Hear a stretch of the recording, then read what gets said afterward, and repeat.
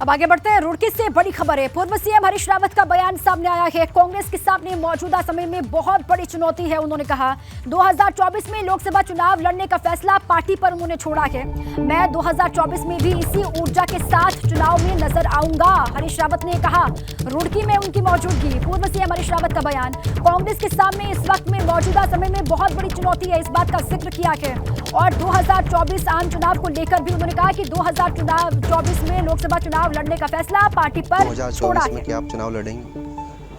देखिए, मैं अब जिस मुकाम पर हूँ उस मुकाम पर मैं अपने मन से कोई निर्णय नहीं कर सकता। पार्टी जैसा आदेश करेगी। इस समय बड़ा चुनौतीपूर्ण समय है कांग्रेस के लिए। तो इस चुनौतीपूर्ण समय में मेरी इच्छा महत्वपूर्ण नहीं है, बल्कि मैं ये चाहता हूँ, मेरी हार्दिक इच्छा है कि नया नेतृत्व उभर करके आए, नए लोग आए। इस चुनाव में कम से कम जो ये लोकसभा का चुनाव होगा, इस चुनाव में मैं इसी उमंग के साथ, इसी जोश के साथ कांग्रेस के लिए कार्य करता हुआ दिखाई दूंगा। और देखिए, पूर्व सीएम हरीश रावत आज रुड़की में पदयात्रा निकाल रहे हैं। हरीश रावत का कहना है कि उनकी ये यात्रा संवैधानिक मूल्यों को लेकर है। हालांकि हरीश रावत की पदयात्रा के दौरान भी कांग्रेस नेताओं की आपसी गुटबाजी साफ तौर से दिखाई दे रही है। हरीश रावत की पदयात्रा में कांग्रेस के तमाम बड़े नेता नदारद हैं। रहेंगे प्रमुख इसमें एक तो देखिए, देश के अंदर सहिष्णुता समाप्त हो गई है, भाईचारा समाप्त हो गया। हम एक दूसरे के साथ मेल मिलाप जो एक देश को महान बनाने के लिए, ऊंचाइयों पर ले जाने के लिए आवश्यक है, वो नहीं दिखाई दे रहा। आज कई तरीके के विद्वेष जन्म लेने लग गए हैं, जिसमें भाषा का है, संस्कृति का विद्वेष है, धर्म का विद्वेष है, जातियों का विद्वेष है, क्षेत्रीय विद्वेष है। ये सब विद्वेष जो पैदा हो रहे हैं, हम चाहते हैं नहीं। भारत 21वीं सदी में जब हम आगे बढ़ रहे हैं तो हम आधुनिक दृष्टि के साथ आगे बढ़ें और सब मिलजुल करके आगे बढ़ें। और सत्ता को सबका होना चाहिए, ये सबके नहीं है।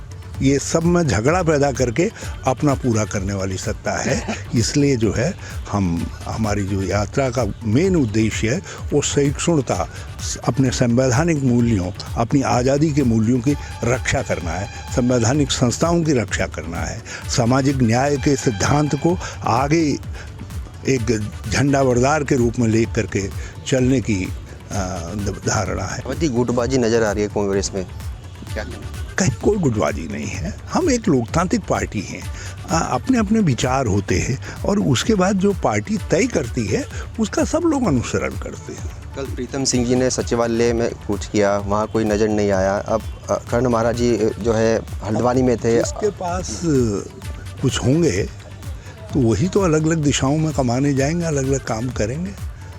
अब भाजपा की तरीके से कांग्रेस नहीं है कि जिसमें मालिक आरएसएस है, जो उनका हुक्म आता है सब एक ही दिशा में चलते हैं। कांग्रेस के अंदर सब लोग अपने अपने व्यक्तित्व रखते हैं और काम करते हैं। अनंतो गत्वा जो है, पानी वहीं तो आएगा जहाँ पर बर्तन होगा, वहीं तो इकट्ठा होगा। तो यदि सब लोग काम करेंगे तो लाभ तो उसका कांग्रेस को ही होगा। अनंतो गत्वा जो है, लाभ कहीं और बिखर थोड़ी जाएगा। तो ये जहाँ भी जो भी हुआ, बहुत कामयाब कार्यक्रम रहा कल का भी। और कुछ लोग ऐसे भी होंगे जो उनमें से यहाँ भी आएंगे। तो मेरे साथी विनीत त्यागी ने बात की हरीश रावत से, वो पूरी बातचीत आपने सुन ली है। चलिए आपको सीधे लिए चलते हैं रुड़की। वहां से विनीत खुद जुड़ चुके हैं, सीधे उन्हीं का रुख कर लेते हैं।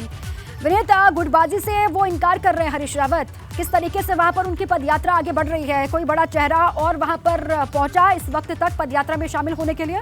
विनीत जी बिल्कुल, देखिए दीपा, जिस तरह से आज हरीश रावत, जो पूर्व मुख्यमंत्री हरीश रावत है, वो आज पद यात्रा निकाल रहे हैं, यानी भारत जोड़ो हरिद्वार जिंदाबाद यात्रा उन्होंने नाम दिया है। लेकिन जिस तरह से कांग्रेस जो कार्यकर्ता उनमें काफ़ी उत्साहित नजर आ रहे हैं। हालांकि जिस तरह से आप बात करें, कोई बड़े पदाधिकारी यहाँ पे नजर आ रहे हैं। तो आपको मैं बता दूँ कि यहाँ पे जो है कांग्रेस प्रदेश अध्यक्ष कर्ण महाराज पहुंचे हुए हैं, नेता प्रतिपक्ष यशपाल आर्य भी पहुंचे हैं और तमाम जो स्थानीय विधायक है वो भी यहाँ पे मौजूद है। तो यानी पूरी तरह से कांग्रेस आज जो है एक मंच पर दिखाई दे रही है। आपको बता दूं कि उन्होंने हरीश रावत ने जो है गुटबाजी जिस तरह से देखी जा रही है तो उस पर उन्होंने साफ इनकार कर दिया, यानी कांग्रेस में कोई भी गुटबाजी नहीं है। सभी जो कांग्रेस के कार्यकर्ता हैं वो अलग अलग अपने व्यक्तित्व से कार्य करते हैं, तो कल उनका कोई निश्चित कार्य रहा हुआ तो उस पर उन्होंने साफ इनकार कर दिया कि कोई गुटबाजी कांग्रेस में नजर नहीं आ रही है। वहीं उन्होंने कहा कि जिस तरह से जब हमने उनसे पूछा कि आप क्या 2024 का जो लोकसभा चुनाव होगा आप चुनाव लड़ेंगे, तो उन्होंने साफ कहा कि मेरी इच्छा अभी चुनाव लड़ने की नहीं है, यानी मैं अपना पूरा जीवन जो है अपने बच्चों जो पोती है उनमें बिताना चाहता हूं। तो फिलहाल उन्होंने यही संकेत दिए हैं, अगर मुझे पार्टी कहेगी तो मैं चुनाव लड़ भी सकता हूं। हालांकि उन्होंने अपना फिलहाल जो पूरा जीवन है अपने बच्चों के साथ बिताने की बात कही है। तो अब देखना ये होगा कि इस तरह से आज हरीश रावत की जो 4 दिवसीय जो पदयात्रा शुरू हो रही है कितना मिल रहा है, कितना प्रभाव या फिर कितना असर वहां पर पदयात्रा का आप देख पा रहे हैं विनीत, कितनी बड़ी संख्या में पहुंचे हुए हैं कार्यकर्ता हरीश रावत के साथ? जी बिल्कुल, देखिए बड़ी संख्या में कांग्रेस जो कार्यकर्ता हैं वो यहाँ पे पहुंचे, यानी पूरा एक हुजूम यहाँ पे नजर आ रहा है, क्योंकि जब हरीश रावत जो हरिद्वार जिले में पहुंचते तो एक काफिला उनके साथ चलने लगता है, तो आज वही काफिला उनके साथ फिर नजर आ रहा है, यानी प्रदेश अध्यक्ष भी पहुंचे हुए हैं, नेता पक्ष भी पहुंचे हुए हैं और खुद हरीश रावत के साथ जो स्थानीय विधायक है वो भी यहाँ पे मौजूद है और काफी संख्या में जो जनता है वो भी यहाँ पे मौजूद है। जी ठीक है, हरीश रावत के साथ में करण माहरा भी पहुंचे हुए हैं, कांग्रेस के प्रदेश अध्यक्ष और नेता प्रतिपक्ष यशपाल आर्य की मौजूदगी भी वहां पर है। बड़ी संख्या में कार्यकर्ता भी साथ चल रहे हैं, ये जानकारी दे रहे थे विनीत। शुक्रिया विनीत आपका पूरी जानकारी के लिए।